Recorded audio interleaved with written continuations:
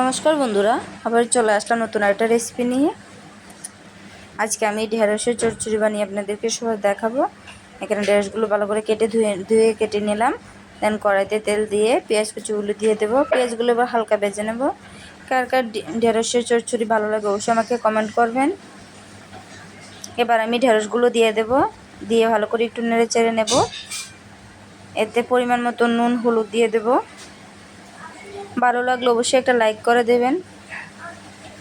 বন্ধুরা, আপনাদেরকে পাশে পাচ্ছি না কেন বন্ধুরা? এবার আমি একটা মিক্সি জারে সরিষা নিয়েছি, কাঁচা লঙ্কা পেঁয়াজ নিয়েছি, ভালো করে ব্লেন্ড করে নেব। এদিকে দেখুন আমার ঢেঁড়সগুলো ভালোই মোটামুটি সেদ্ধ হয়ে গেছে। মশলাটা আমি রেডি করে নিলাম। দেন মশলাটা আমি দিয়ে দেবো। দিয়ে যেহেতু শস্য বেশি বাজলে তেতো হয়ে যাবে, আমি সামান্য একটু কষিয়ে নেব।